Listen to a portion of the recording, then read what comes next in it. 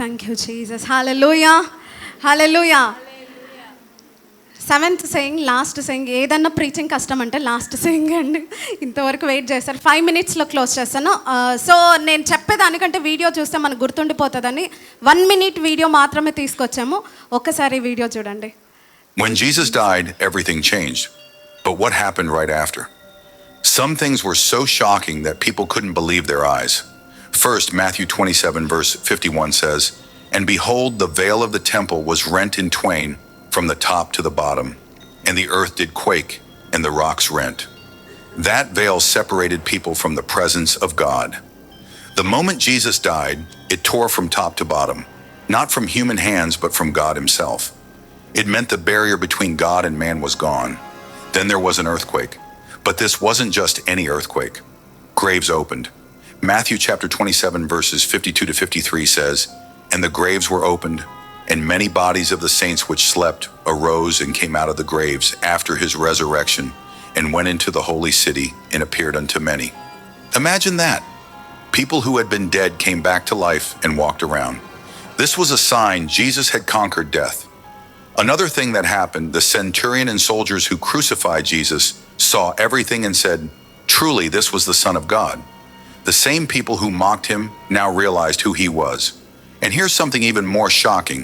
Jesus didn't stay dead. 3 days later, he rose. But before he appeared to his disciples, he went to preach to spirits in prison. 1 Peter 3 verse 19 says, "By which also he went and preached unto the spirits in prison." Nobody talks about this much, but it shows that even in death, Jesus had power. So what does this all mean? It means Jesus' death wasn't the end. It was the beginning. The moment he died, the world changed.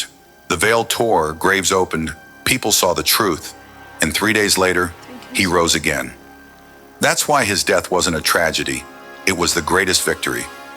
Jesus' death changed everything. But what happened after his resurrection?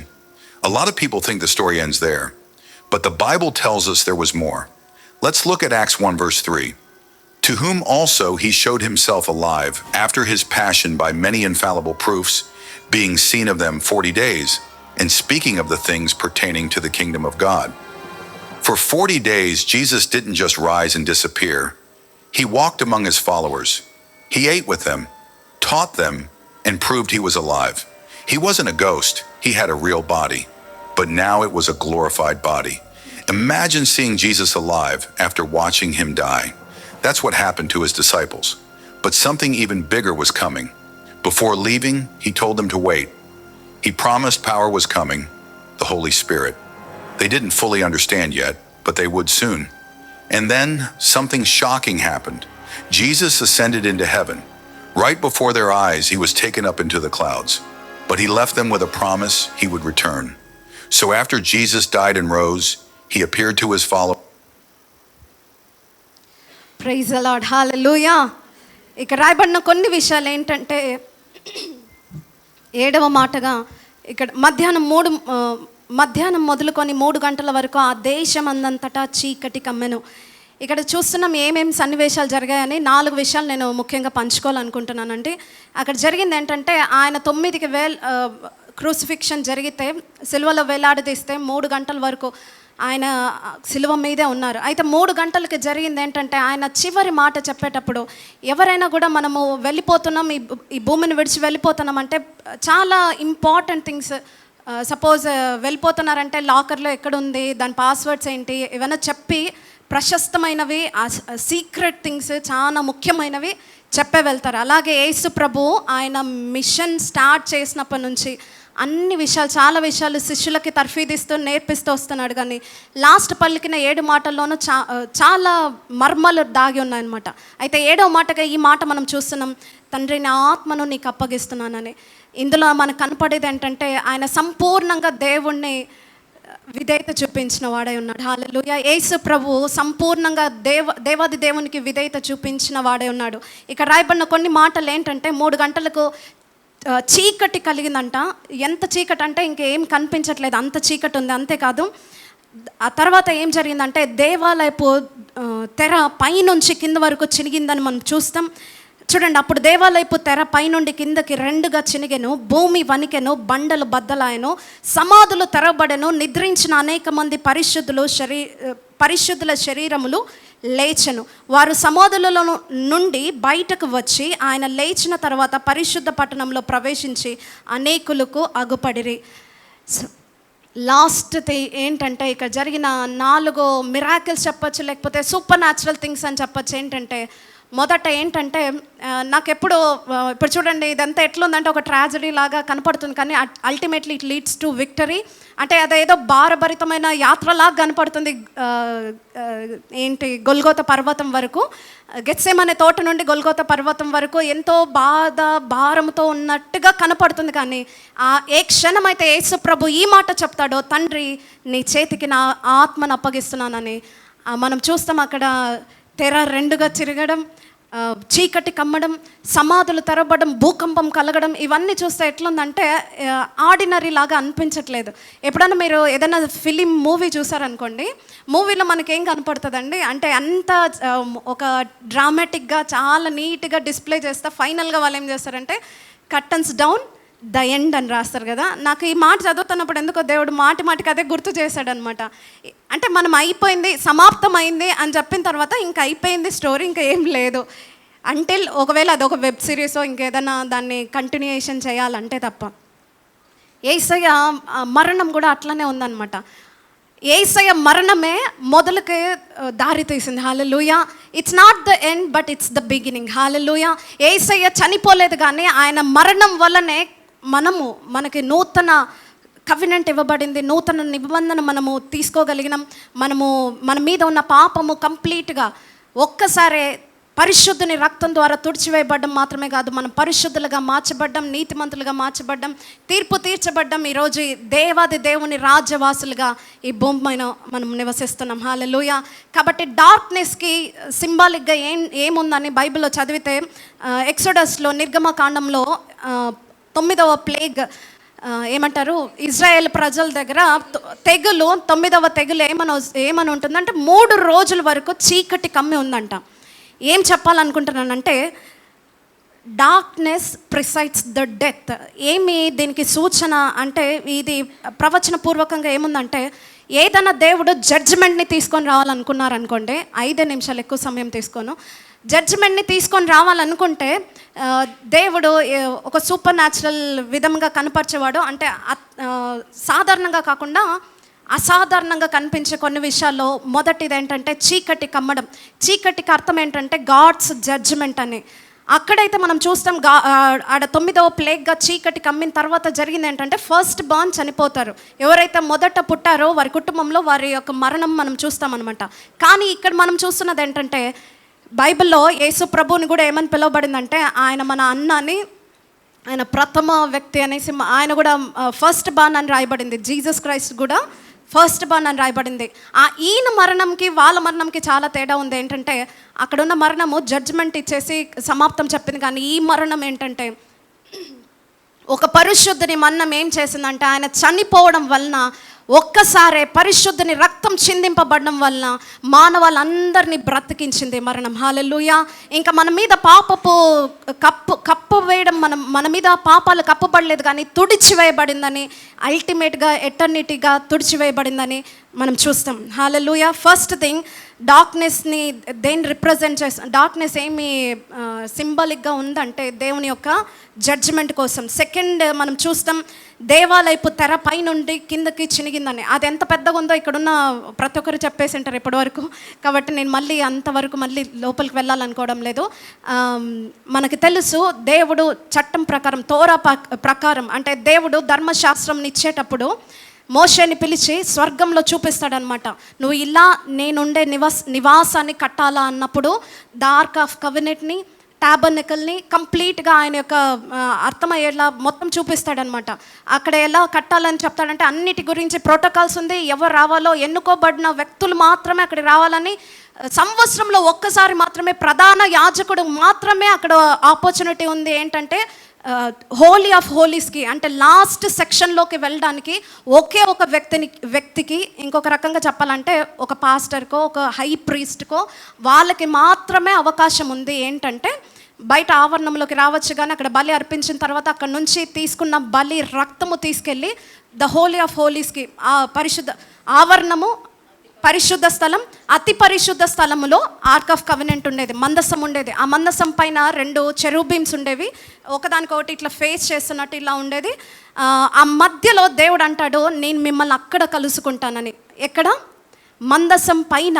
ఎప్పుడైతే రక్తము, ప్రధాన యాజకుడు the day of atonement రోజు, ఒక సంవత్సరంలో ఒక్కసారి మాత్రమే ప్రజలందరి విమోచన నిమిత్తము ప్రధాన యాజకుడు మాత్రమే లోపలికి వచ్చి, ఆయన వస్త్రధారణ కూడా ప్రత్యేకంగా ఉండాలా, గంటలు ఉండేవి, చాలా చాలా ప్రోటోకాల్స్ ఉంది. ఎట్లా పడితే అట్లా వెళ్ళడానికి లేదనమాట. ఇన్ కేస్ ఎవరన్నా అనుకోకుండా అక్కడ ఎంటర్ అయిపోయినారనుకో, వాళ్ళు బ్రతికుంటారని లేదు, ఎందుకంటే వాళ్ళు ఖచ్చితంగా చనిపోతారు. దేవుడు చాలా ప్రోటోకాల్స్తో కరెక్ట్గా ఎలా వేలో దేవుని సన్నిధానికి ఎట్లా రావాలో అన్నీ చూపించి నేర్పించి మోషే గారికి చెప్పి దాన్ని తయారు చేపిస్తారు. ప్రధాన యాజకుడు మాత్రమే ఎప్పుడైతే రక్తం తీసుకెళ్ళి ఆ 2 చెరూబీమ్స్ మధ్యలో చిలకరిస్తారు మందసం పైన, ఆ క్షణము షకైన మహిమ పైనుంచి దిగేదనమాట. హల్లెలూయా. అయితే ఇక్కడ నేను చదవాలనుకున్నది ఏంటంటే, యేసు మరలా బిగ్గరగా కేక వేసి ప్రాణము విడిచెను. అప్పుడు దేవాలయపు తెర పైనుండి కిందకి 2గా చినిగాను. హల్లెలూయా. ఇక్కడ అర్థం ఏంటంటే, ఇంకా బైబిల్లో రాయబడినట్టుగా ఇంకా మనకి ఏ అడ్డు తెర లేదంట దేవాది దేవుని కలుసుకోవడానికి. మన మీద ఉన్న పాపపు చిట్టి అంతా యేసే రక్తం ద్వారా తుడిచివేయబడింది. ఈరోజు మనకి ఇంకొక మధ్యవర్తి అవసరం లేదు. యేసు ప్రభువుని, దేవాది దేవుని మనం డైరెక్ట్గా కలుసుకోవచ్చు. కారణం ఆయన రక్తదానం, ఆయన యొక్క మరణం మన జీవితాలను వెలిగించింది. హల్లెలూయా. ఇంకేం మధ్యవర్తి అవసరం లేదంట. అందుకే ఇక్కడ రాయబడింది. అంటే ఇక్కడ ఒక రకంగా చెప్పాలంటే ఇంకా ఎవరు అవసరం లేదు. దేవునితో మాట్లాడాలనుకుంటే డైరెక్ట్గా మాట్లాడచ్చు, దేవుని దగ్గరికి వెళ్ళచ్చు, సంతోషంగా ఆయనతో మాట్లాడచ్చు. ఇంకొక పూజారి అవసరం లేదు, ఒక ప్రీస్ట్ అవసరం లేదు, ఇంకెవ్వరు అవసరం లేదు.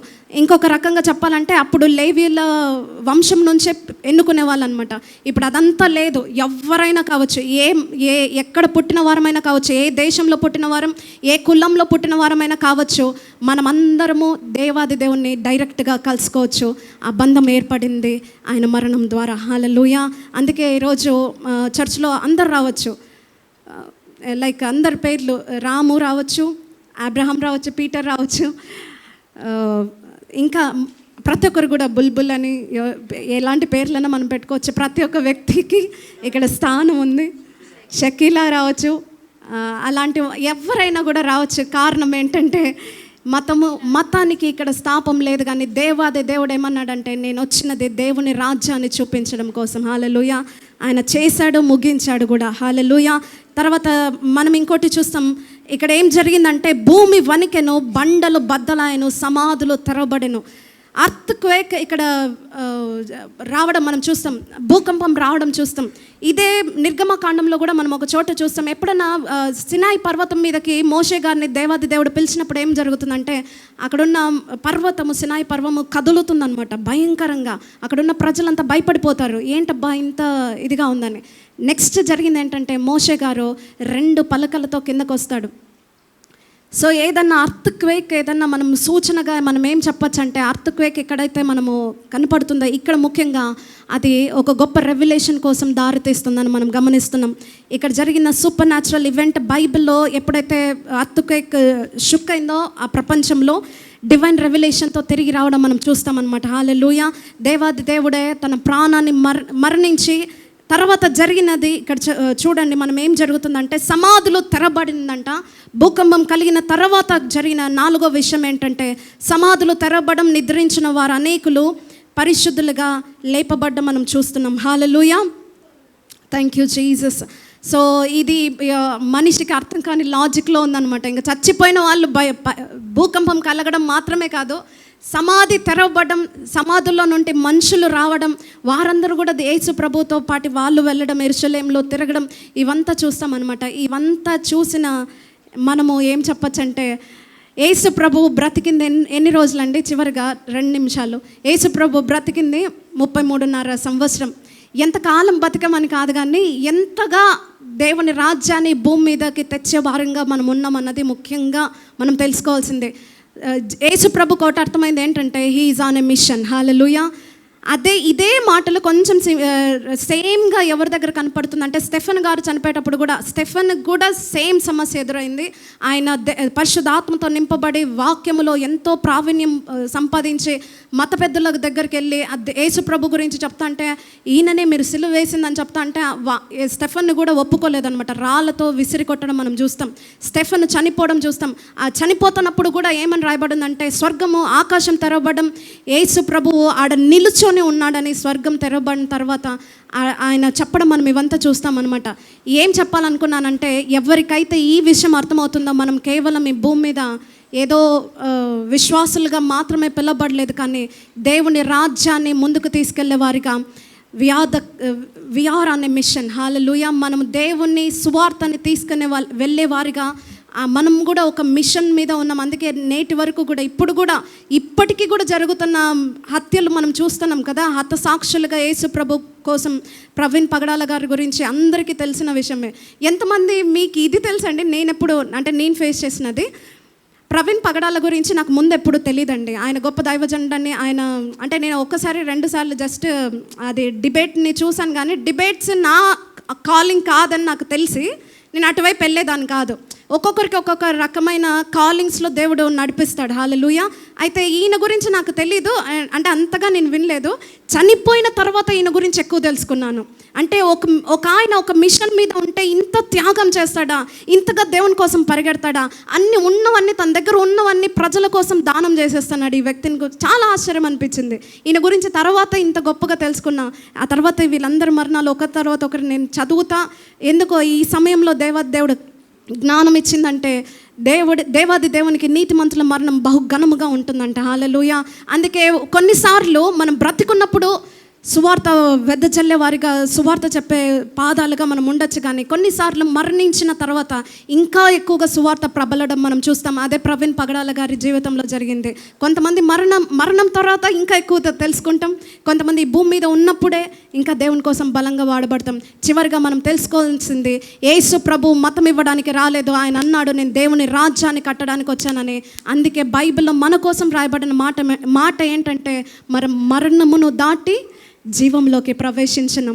దేవుని రాజ్య వారసులుగా మనం దేవుని యొక్క రాజ్యాన్ని ముందుకు తీసుకెళ్లే వాళ్ళుగా ఉన్నాం. మనం కూడా వీఆర్ అనే మిషన్. కాబట్టి ఈ మాటలు మర్చిపోకుండా దేవుడు చెప్పినవి మన హృదయంలో వేసుకొని తండ్రిని కృతజ్ఞతలు, ఈ జీవితాన్ని నాకు ఇచ్చావు నీ కృతజ్ఞతలు, భూమి అంతం వరకు నన్ను తీసుకెళ్ళు ప్రభా, నీ సాక్షిగా నేను ఉండాలి, మరణానికి భయపడకూడదు కానీ మరణాన్ని ఎదుర్కొనేంతగా నీకోసం సాక్షిగా బ్రతకాలని విశ్వాసంతో మనం ముందుకెళ్తే అంతకంటే జీవితం సార్థకం లేదండి. హల్లెలూయా. ఈ చిన్న మాటలను దేవాది దేవుడు దీవించును గాక. ఆమేన్.